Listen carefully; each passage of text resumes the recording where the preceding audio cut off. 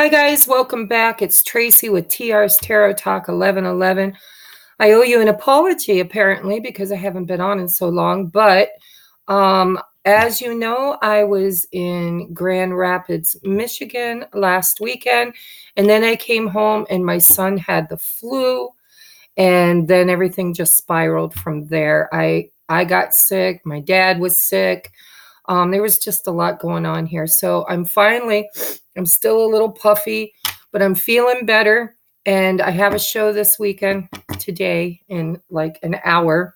So I'm going to do a quick reading for you simply because I've missed you. Desperately, I've missed you guys.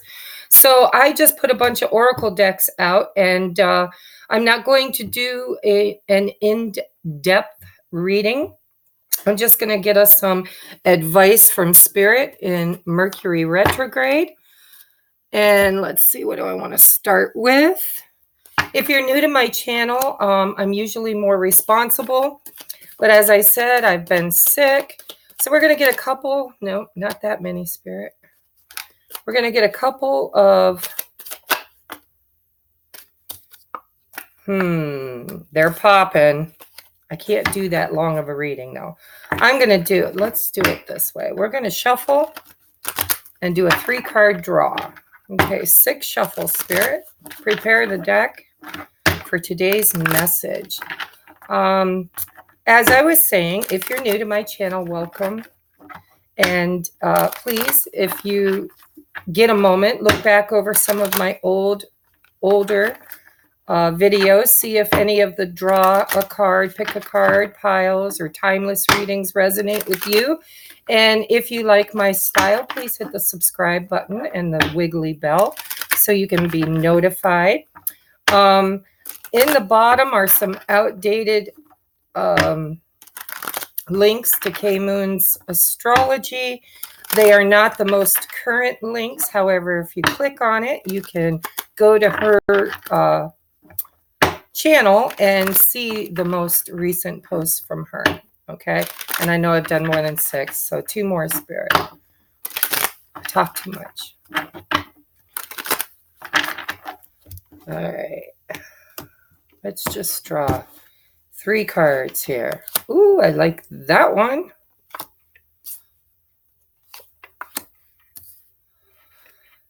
Okay. And I probably will have to clarify. I'm having a hot flash. And there goes my heater. It's snowing outside, guys. Can you see? Let me tilt you. Can you see? This morning, the ground was covered with snow. I'm in northeast Pennsylvania. And it's all melting now because I'm sure the ground's not frozen. All right, so let's get into your reading. We have the King of Wands. In this deck, it's the King of Wands, but they call him the Creator. And the reason why is because Wands is all about fire. It's all about putting that fire in your belly. Look at that. He's got the fire in his belly. That fire is creative source. It's creative energy. It gets you motivated, gets you animated, gets you up out of, your chair and moving. And it's also sexual desire. Okay. So we have the King of Wands, the Creator. But then we have the 8 of Cups, which is letting go. Now, in most decks, this would be walking away from something that was emotionally unfulfilling. But in this deck, it has a totally different energy. And I am an energetic reader. So what I see here is in the back is this dry, parched, sandy land. And here is all this water, right? I believe that the energy of this card is healing. That this plant had gone through a rough spell, a really dry spell, a drought, okay? And now that the rain has come, now that the emotions have been mined, like they were deep down inside, right? I'm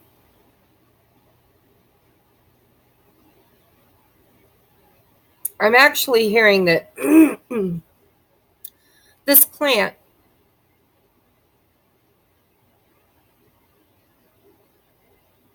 resisted the nourishment that came. It resisted.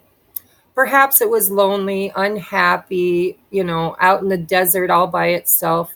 So it didn't want the nurturing, the healing, the emotions to come up, right? So now it's doing the opposite. It's cupping its leaves. This rain has come and it's trying to hold on to too much water, too many emotions, okay? So there needs to be a release. And what I'm hearing is take what you need, okay? Take the sustenance, the emotions that serve you, and then release the rest. Because if this plant tries to go into this overload of emotions, right? As a plant, it's rain. As a human, it would be the emotions. But if you try to hold on to too many of them, it'll break you. Quite literally, the plant's not designed to hold all that water. It's supposed to use what is necessary and release the rest. Okay, so somebody has been awakened to their passions, their desires, their wants, their needs, right? Something or someone has awakened them, and now they are healing and nourishing themselves. But they might be spending a little bit too much time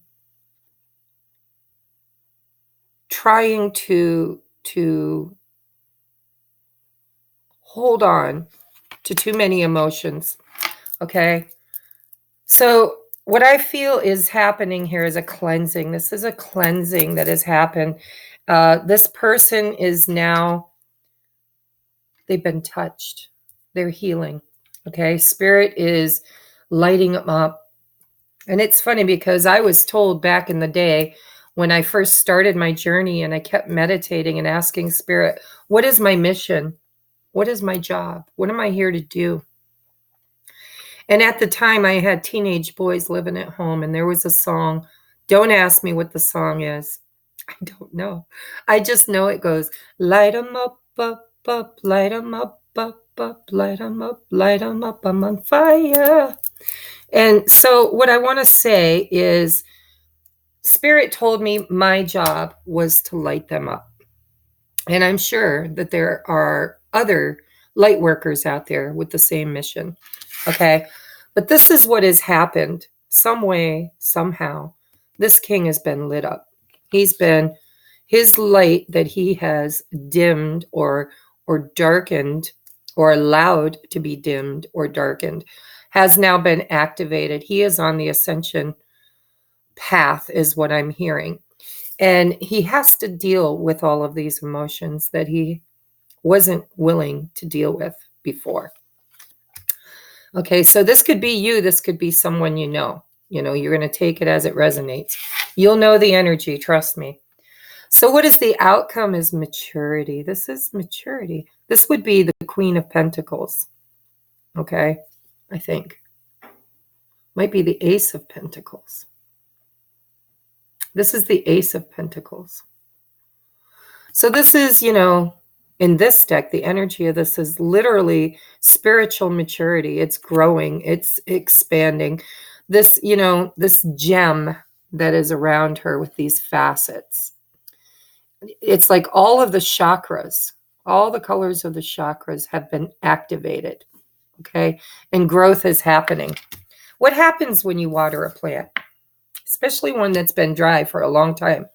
If you don't overwater it, if you give it just the right amount of nourishment, it will grow and it will mature. Okay, so what was on the bottom of the deck? Morality. Somebody is stuck in a choice of right and wrong. Does it resonate with their soul? Is it what they want? Is it how they want to be perceived, right? I feel like there is, in the ascension process, I know because I'm going through it myself, there are so many choices to make. It's like what in your life needs to be kept, what needs to be pitched, what needs to be cleared out and cleaned out. And it is all about growing. It's about being lit up, nourished, and a growth spurt spiritually. And sometimes it happens through a relationship, through a soulmate, through a twin flame, through a friend, a family member. But no matter how you got activated, the time to grow is now. So I want to give. I seen this and I think I need to pull it. I don't know why, because I was going to cut them, but Spirit said this is the one, because I heard the word give. Okay? Give yourself much more credit. I think whoever energy this is, whether it's yours or your person's, there has been some energies within them and around them that they were not happy with. Maybe it was poor choices they made as a child or a young adult or maybe even an older adult. But it's like they weren't happy with who they were and the choices that they made.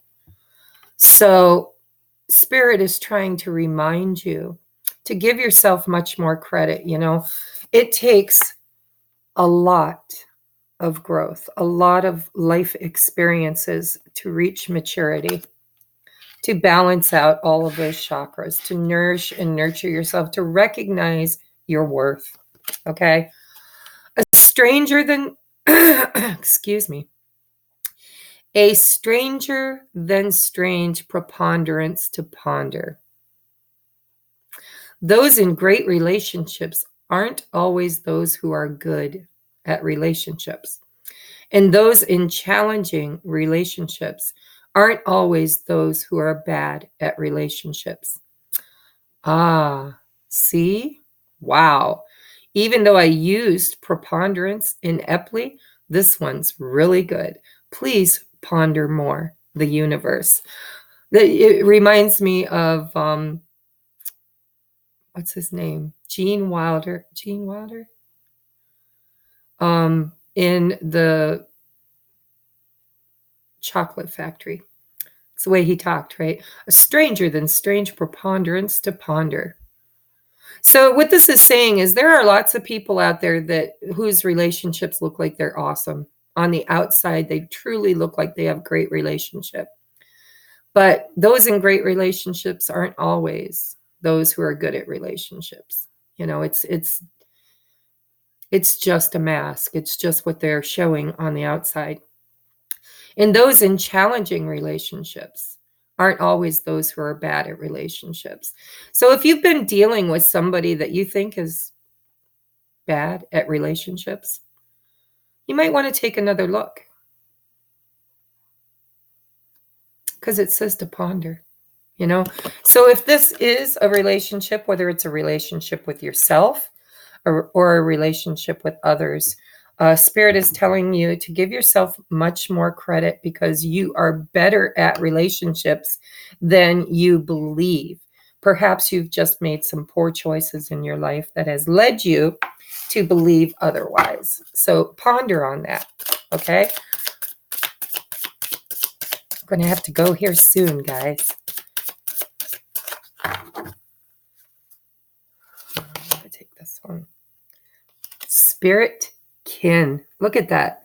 There's that fire again down here in the loins and in the sacral chakra. Okay.